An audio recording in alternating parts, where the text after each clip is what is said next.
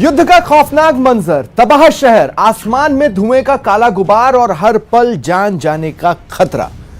नमस्कार, स्वागत है आप सभी का। आपके साथ मैं हूं स्वप्निल। विनाशकाल का 36वां दिन है। रूस और यूक्रेन में जंग जारी है। कई दौर की बातचीत बेनतीजा रही है। यूक्रेन के कई शहर खंडहर बन चुके हैं। जेलेंस्की बातचीत के लिए तैयार है, लेकिन सरेंडर से उनका साफ इनकार है।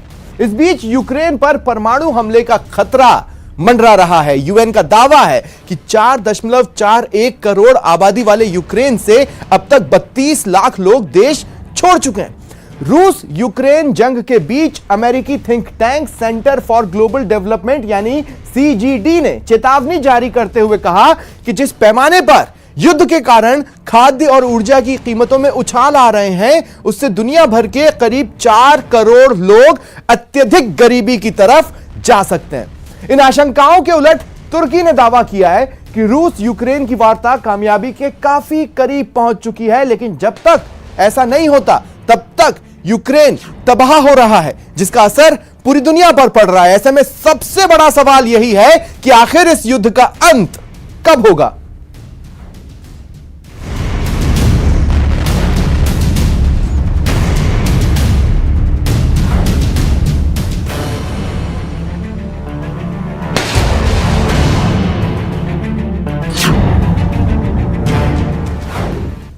और हर बार की तरह सबसे पहले वॉर अपडेट्स। 36वें दिन भी यूक्रेन के कई शहरों पर भारी बमबारी चल रही है। यूक्रेन को अब तक 564.9 अरब डॉलर का नुकसान पहुंचा है। यूक्रेन से करीब 20 लाख बच्चे पलायन कर चुके हैं, यह बताया है यूनिसेफ ने। करीब 25,500 यूक्रेनियों को वीजा जारी किया। यह दावा किया ब्रिटेन ने। ब्रिटेन बता रहा है कि उसने करीब 25,500 यूक्रेनियों को वीजा जारी किया है।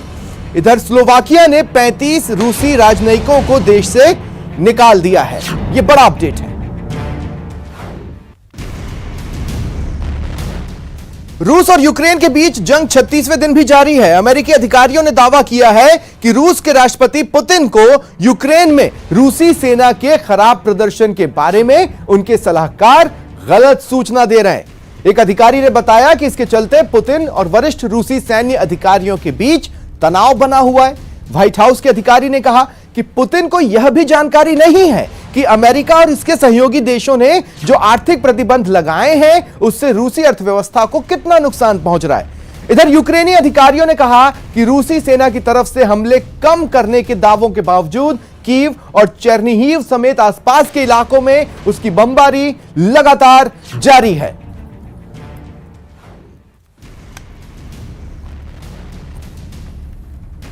रूस के हवाई हमलों से निपटने के लिए यूक्रेन ने दुनिया की सबसे तेज लेजर गाइडेड मिसाइल दागने वाला एयर डिफेंस सिस्टम तैनात कर दिया। इसके बाद रूसी वायुसेना की टेंशन बहुत ज्यादा बढ़ सकती है। जी हां, यूक्रेन ने ब्रिटेन से मिले जिस star streak air defence system को जंग के मैदान में उतारा है, उसके जरिए दागी गई मिसाइलें आवाज से कई गुना तेज रफ्तार से उड़ान भरती है और करीब 7,000 मीटर के दायरे में लड़ाकू विमान, हेलीकॉप्टर या फिर ड्रोन को गिराने की ताकत रखती है। इस सिस्टम को पहली बार किसी युद्ध में इस्तेमाल किया जा रहा है, जिसकी तैनाती के बाद रूस के लिए यूक्रेन के शहरों में हवाई हमले जारी रखना बहुत खतरे वाला मिशन साबित हो सकता है।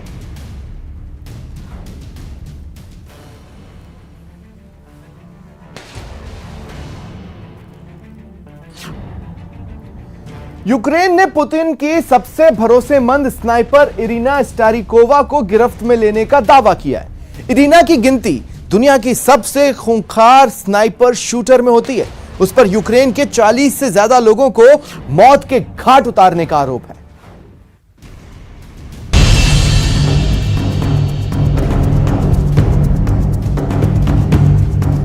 रूस और यूक्रेन के बीच बीते 36 दिनों से जंग चल रही है। यूक्रेन की सेना ने युद्धग्रस्त डोनबास से एक ऐसी महिला को पकड़ने का दावा किया है जिसकी उसे लंबे समय से तलाश थी।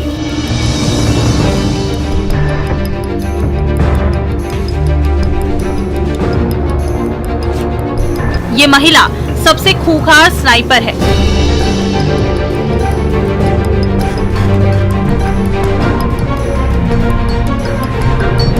जिसने अपनी बंदूक से अब तक 40 से ज्यादा यूक्रेनियों की जान ले चुकी है। जी हां, यूक्रेनी सेना ने रूस की एक महिला स्नाइपर को युद्धग्रस्त डोनबास क्षेत्र से गिरफ्तार करने का दावा किया है,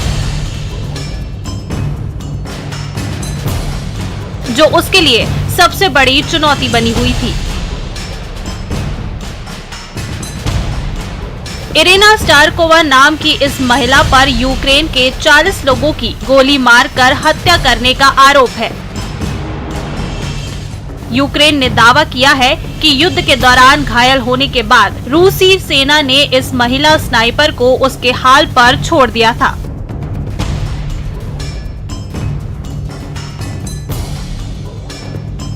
इरिना स्टारकोवा को कॉल साइन बगीरा है। इरिना स्टारकोवा 2014 से रूस समर्थित अलगाववादी क्षेत्र डोनेट्स्क के लड़ाकों के साथ यूक्रेनी सरकार के खिलाफ छापामार युद्ध में शामिल थी।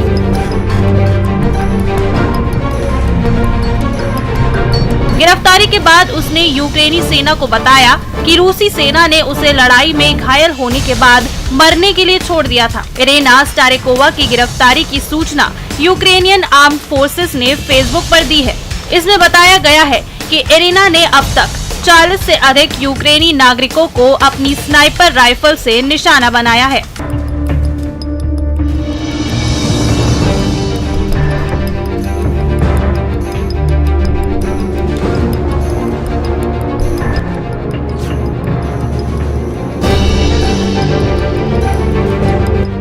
इरिना की गिरफ्तारी की पुष्टि किंग्स कॉलेज लंदन में युद्ध अध्ययन विभाग के एक शोधकर्ता ने भी दी थी।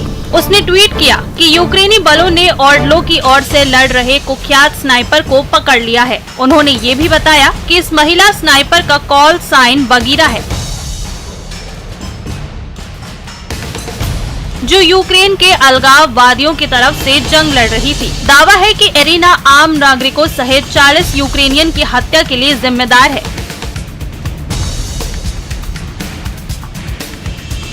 रिपोर्ट्स के मुताबिक स्टारकोवा मूल रूप से सर्बिया की रहने वाली हैं। यूक्रेन की ओबोजरेवोटल समाचार वेबसाइट ने व्लाद इवानोव नाम के एक सैनिक के हवाले से कहा कि जब स्टारकोवा को पकड़ा गया तो वो बुरी तरह से घायल थी। उसे तत्काल मेडिकल सहायता उपलब्ध करवाई गई। यूक्रेनी सैनिक ने बताया कि इरिना ने उससे कहा था कि रूसी सैनिक ये जानकर चले गए कि मैं घायल हूँ और कुछ ही देर में मर जाऊंगी। इरिना स्टारकोवा 11वें स्पेशल ऑपरेशन डिवीजन का स्नाइपर थी। Bureau report, news 18 Rajasthan. रूस के साथ शांति वार्ता का ठोस नतीजा नहीं निकला, यह कहना है जेलेंस्की का। रूस यूक्रेन में अब 1 अप्रैल को तुर्की में शांति वार्ता होगी। अपनी जमीन के हर एक टुकड़े के लिए लड़ेंगे, यह कहना है जेलेंस्की का। रूस ने इस बीच जंग के लिए 14 भर्ती केंद्र खोले। दमिश्क और अलेप्पो समेत सीरिया के कई शहरों में भर्ती केंद्र खोले गए हैं।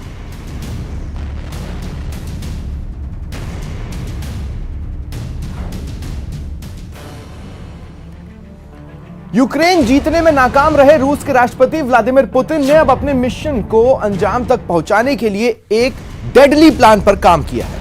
यूक्रेन के तेल डिपो पर रूस का हमला उसी प्लान का हिस्सा कहा जा रहा है। देखिए ये रिपोर्ट। जहां जिंदगी धड़कती थी, वहां आज मातम पसरा हुआ है। पूरा शहर शमशान बन चुका है। जहां खुशियां खिलखिलाती थी, वहां मौत का सन्नाटा है।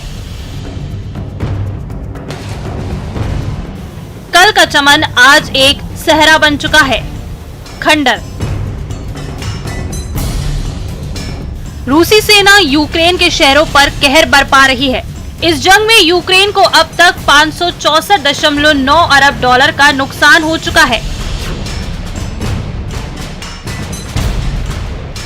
जिसमें 7,888 किलोमीटर से ज्यादा का रोडवेज तबाह हो चुका है। लेकिन हाल फिलहाल में रूस यूक्रेन के तेल डिपो को निशाना बना रहा है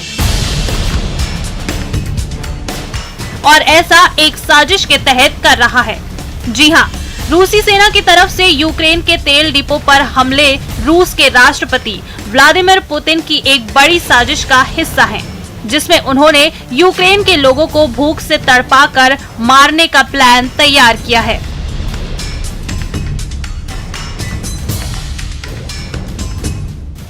ये दावा पश्चिमी मीडिया की तरफ से किया गया है और कहा ये तक जा रहा है कि वो इस साजिश को अंजाम तक पहुंचाने के लिए उस पर तेजी से अमल भी कर रहे हैं। पुतिन की साजिश के तहत रूसी सेना यूक्रेन के अलग अलग शहरों में मौजूद तेल डिपो को निशाना बना रही है, या यूं कहें कि तेल की सप्लाई करने वाले भंडारों को तबाह करने में जुटी है। असल में यूक्रेन में बड़े पैमाने पर मशीनों की मदद से खेती की जाती है। गेहूं के उत्पादन में तो यूक्रेन पूरी दुनिया में माना जाता है, इसलिए इसे दुनिया की रोटी की टोकरी भी कहते हैं।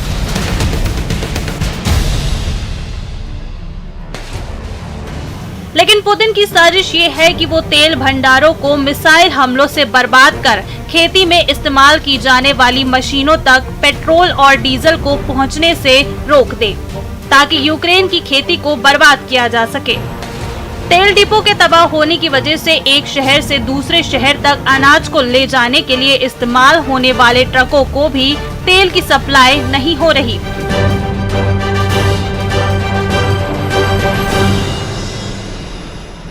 अगर ऐसा ही चलता रहा तो वो दिन दूर नहीं जब वहां के लोगों के सामने भूख से मरने की नौबत आ जाएगी। अगर पुतिन अपनी इस साजिश में कामयाब हो जाते हैं तो यूक्रेन में हालात और भी खतरनाक हो जाएंगे।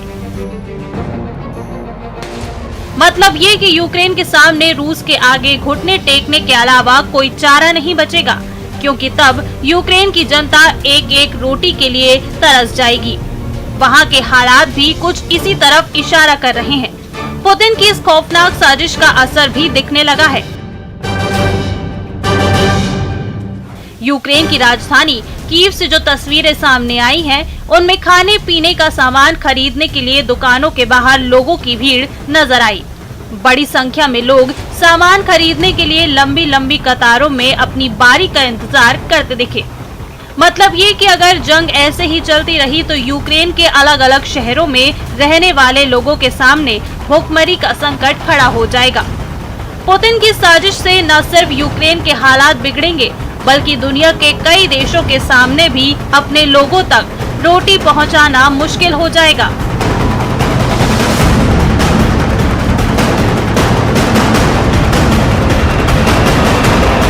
आपको बताते चलें कि यूक्रेन दुनिया का 5वां सबसे बड़ा गेहूं निर्यातक है और दुनिया के बाजार में उसकी हिस्सेदारी 10% है।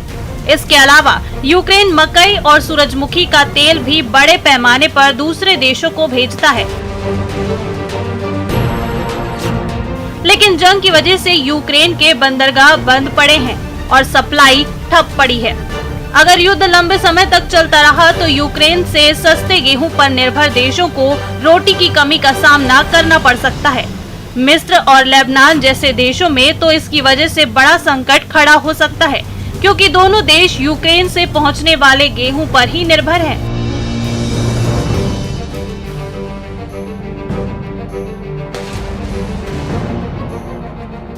यही नहीं, अगर गेहूं की आपूर्ति नहीं हुई तो उससे बनने वाली कई दूसरी चीजों के दाम भी आसमान पर पहुंच जाएंगे।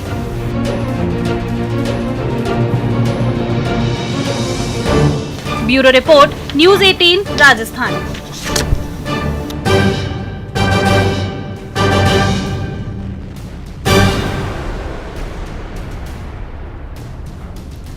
यूक्रेन की मदद के लिए इंग्लैंड के बर्मिंघम में एक कार्यक्रम का आयोजन किया गया, जिसमें यूक्रेन की सिंगर जमाला के अलावा गीत संगीत की दुनिया की नामी गिरामी हस्तियों ने परफॉर्मेंस दिया और मुश्किल वक्त में यूक्रेन के साथ खड़े रहने की प्रतिबद्धता दोहराई। परफॉर्मेंस के वक्त इमोशनल हुई यूक्रेन की सिंगर जमाला। स्टेडियम में उमड़ा भावनाओं का सैलाब। ये तस्वीरें इंग्लैंड के बर्मिंघम की हैं, जहां रूसी हमले से जूझ रहे यूक्रेन की मदद के लिए चंदा जुटाने की मुहिम में कई सितारे उतर आए। इसमें यूक्रेन की गायिका जमाला, क्यूबा मूल की अमेरिकी गायिका कमिला कैबेओ और इंग्लैंड के गायक गीतकार एड शीरन ने अपने परफॉर्मेंस से दर्शकों का दिल जीत लिया। यूक्रेन की सिंगर जमाला ने अपने गीतों के जरिए यूक्रेन के दर्द को लोगों के सामने रखा और गाना गाते हुए खुद भी भावुक हो गई। इससे पहले जैसे ही वो दर्शकों से भरे स्टेडियम के मंच पर पहुंची, लोगों ने तालियां बजाकर उनका स्वागत किया। इस दौरान जमाला के एक हाथ में माइक तो दूसरे हाथ में उनके देश यूक्रेन का झंडा दिखा। वो देश जो आज युद्ध से लहूलुहान है और जहां के बाशिंदे पलायन के लिए मजबूर हैं। जमाला मंच से ही इस झंडे को फहराती दिखी। बताया गया कि जमाला यूक्रेन के उन लाखों लोगों में शामिल हैं जिन्हें रूस के हमले के बाद अपने देश यूक्रेन से भागना पड़ा। इस दौरान सुरक्षित ठिकाने की तलाश में वो यूके पहुंच गईं, जहां उन्होंने अपने देश के लिए मदद जुटाने का अभियान शुरू किया, जिसमें यूके के गायक एड शेरन और अमेरिकी गायक कामिला कबेयो ने भी उनका साथ दिया। ये दोनों जमाला के साथ इस कार्यक्रम में मौजूद रहे। इस दौरान दर्शकों को इनकी जुगलबंदी ऐसी पसंद आई कि वो झूमते नजर आए। बताया गया कि संगीत कार्यक्रम से कमाए गए पैसों से यूक्रेन के लोगों की मदद की जाएगी। यूक्रेन में जंग के बीच रूस के विदेश मंत्री सर्गेई लावरोव आज 2 दिन के दिल्ली दौरे पर आ रहे हैं। रूस यूक्रेन के बीच जंग के माहौल में दुनिया की उम्मीदें भारत से बढ़ी हैं। अमेरिका रूस पर शिकंजा कसने के लिए लगातार भारत से रूस के खिलाफ समर्थन देने की मांग कर रहा है। वहीं रूस प्रतिबंधों की वजह से अस्त व्यस्त होती अपनी अर्थव्यवस्था को बचाने के लिए पारंपरिक दोस्त भारत की तरफ देख रहा है। इसी उम्मीद के साथ रूस के विदेश मंत्री सर्गेई लावरोव 2 दिनों के भारत दौरे पर आ रहे हैं। सर्गेई 31 मार्च से 1 अप्रैल तक भारत के दौरे पर रहेंगे। माना जा रहा है दोनों देश रूसी बैंकों पर पश्चिमी देशों की ओर से लगाए गए बैन के बाद पेमेंट सिस्टम को आसान बनाने पर चर्चा कर सकते हैं।